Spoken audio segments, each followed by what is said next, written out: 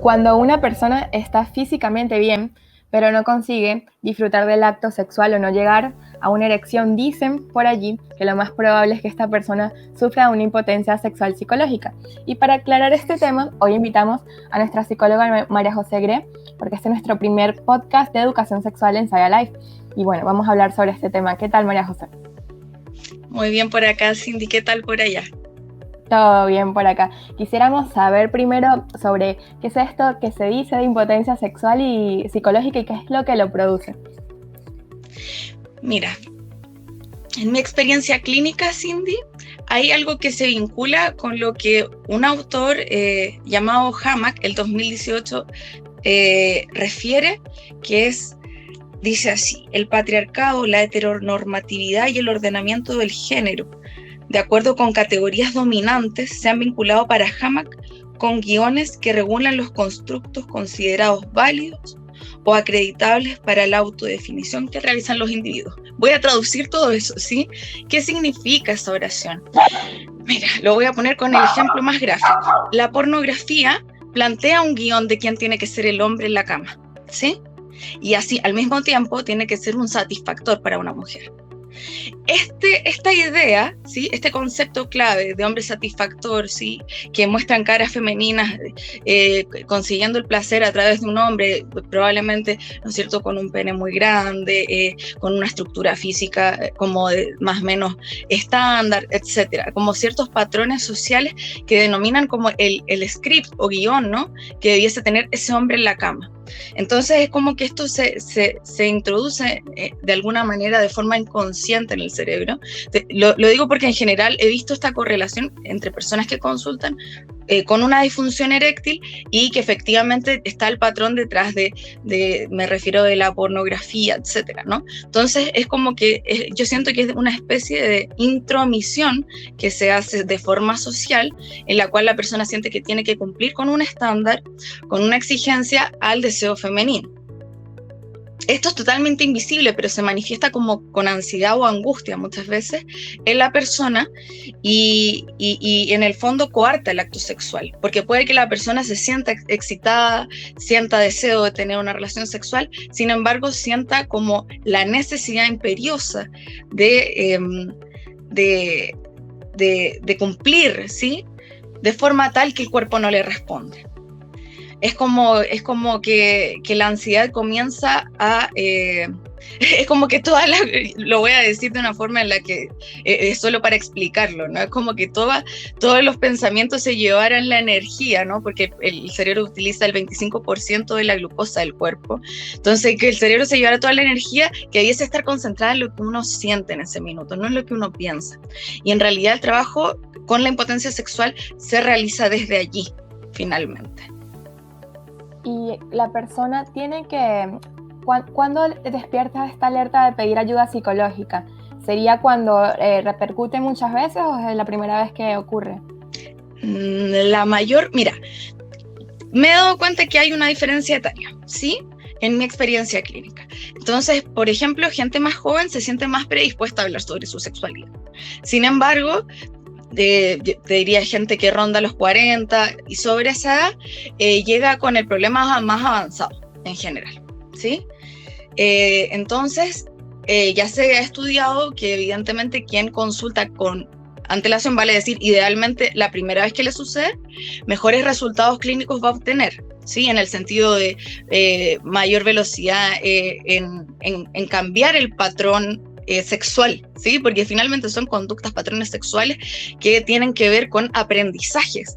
Entonces, como te explicaba, ¿no?, hay estas intromisiones en lo que ellos viven, que en realidad mientras antes consulten, es más fácil el trabajo, se hace mucho más sencillo, porque resulta que existe como lo que se llama comorbilidad, que es una posibilidad, ¿cierto?, que una persona con esta disfunción sexual a futuro no solamente tenga una situación ansiosa o de angustia, sino que también comience con síntomas depresivos de, bueno, nunca voy a ser capaz de de lograr una relación sexual normal, ¿no?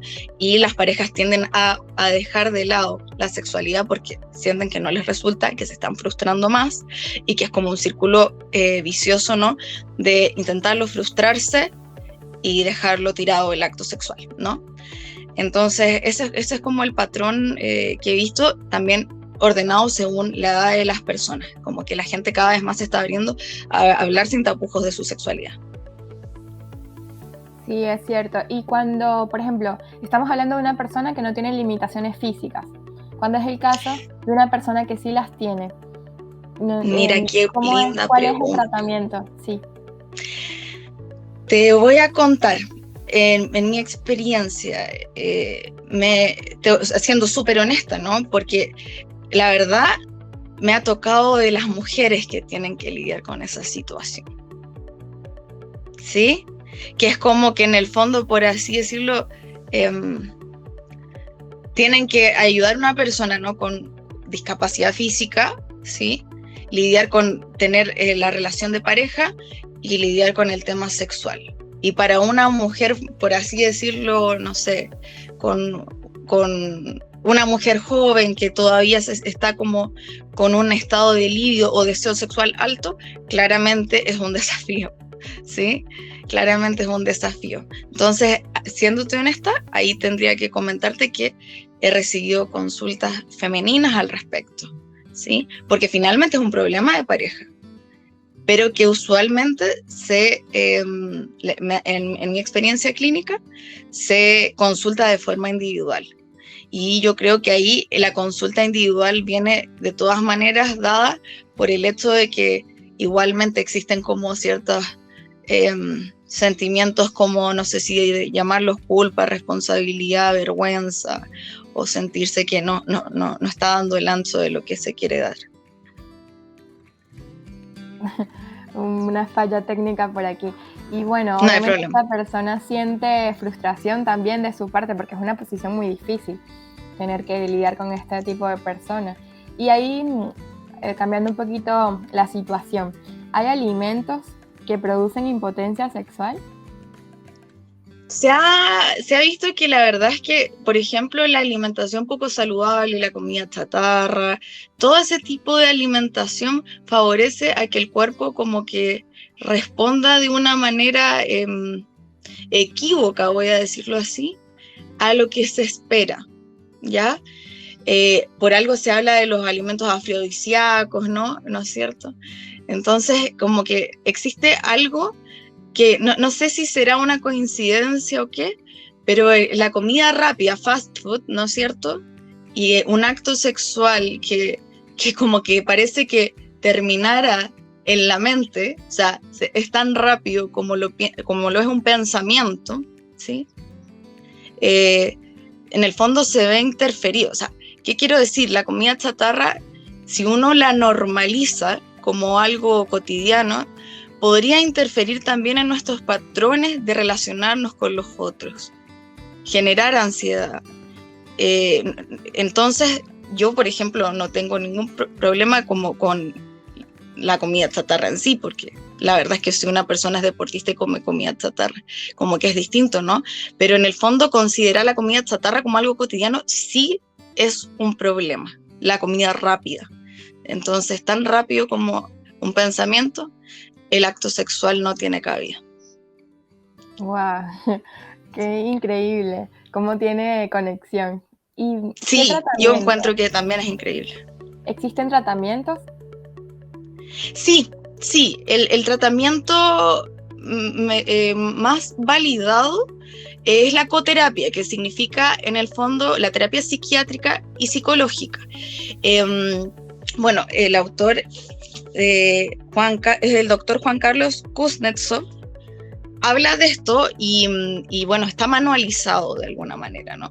Entonces, él obviamente, o sea, es súper importante saber, por ejemplo, que el psicólogo no es lo mismo que el psiquiatra y que uno como psicólogo, ¿no? Envía a la persona a recibir dos tipos de ayuda diferentes, ¿no? Sin embargo, los psicólogos no medicamos, y eso es súper importante también como dejarlo como bien Claro, ¿no? Porque existen medicamentos que hoy en día se venden sin recetas médicas, como el tadalafilo, que son, ¿no es cierto?, como componentes que son muy similares al Viagra, pero en el fondo para eso hay que tener chequeos de saber si la persona está bien en términos de cómo responde su corazón. Entonces yo creo que igual siempre es importante darle el peso a ambos factores con seriedad, ¿no? Y no tomarlo como de una forma como, no, vaya y usted vaya a la farmacia y tómese esto si tal vez no tiene idea cómo está su situación cardíaca. Entonces, eso considero que es súper importante porque además muchas veces se dan prescripciones de antidepresivos también, no porque la persona padezca de una depresión, sino que porque se ha visto que tienen efectos sobre el manejo y el control de esta situación en personas con disfunción eréctil. Wow, muy importante, porque sí hay muchas personas que se automedican y empiezan a tomar estos medicamentos desde muy temprana edad también. Creo que eso repercute en su funcionalidad. Y qué importante, Cindy, lo que acabas de decir, porque además estos tratamientos psiquiátricos tienden a darse, por ejemplo, lo que te decía el antidepresivo, que eso es una prescripción psiquiátrica propiamente tal, es importante dejarlo súper claro, tienden a darse por el periodo en que se realiza la psicoterapia, al menos según el autor que les comentaba, que es el doctor Juan Carlos Kuznetsov, que en el fondo, además, lo bonito es que esto ya está como muy probado que puede remitir, ¿sí? Pero para eso la persona tiene que seguir el tratamiento. Y entonces es importante, ¿no?, como tomárselo con seriedad, como yo decía, la terapia se realiza una vez semanal y se van haciendo chequeos porque en el fondo ese tratamiento psiquiátrico va acompañado de la terapia psicológica y una vez que finalizada la terapia psicológica se piensa que el tratamiento psiquiátrico también debiese finalizar, porque muchas veces los fármacos psiquiátricos tienen efectos secundarios como es la disminución de la libido. Entonces en realidad esto es súper importante pensarlo de forma, como lo dice el autor que mencionaba, estratégica y solo con la finalidad de hacer que ese proceso esté acolchonado, voy a decir, ¿no?, por la medicación psiquiátrica, ¿sí? Pero no tendría por qué tener una finalidad más allá de eso. Y eso es importante tenerlo en cuenta, porque hay gente que se queda con la medicación por larga data más, y eso termina teniendo un efecto contrario al que se busca. Sí, mucho peor. Bueno, María José, muchísimas gracias por acompañarnos en esta tarde. Por favor, recuérdenos sus redes sociales para que el público que nos escucha la siga. Perfecto, ya que mi nombre es súper largo, siempre dejo mi Instagram, que es @sanarescrecer. Así que mucho más fácil, mucho más sencillo, mucho más condensado que mi nombre, que está un poquito largo. Así que @sanarescrecer. Y bueno, ahí también pueden encontrarme como psicóloga aquí en Saya Live, y también un poco con cosas que a mí me gustan, que están ligadas a la musicoterapia, a la baileterapia y ese tipo de cosas. Perfecto, igual vamos a estar hablando más adelante sobre estos temas con usted. Sí, muchas gracias. Perfecto, encantada, Cindy, que estés muy bien. Igualmente, hasta luego.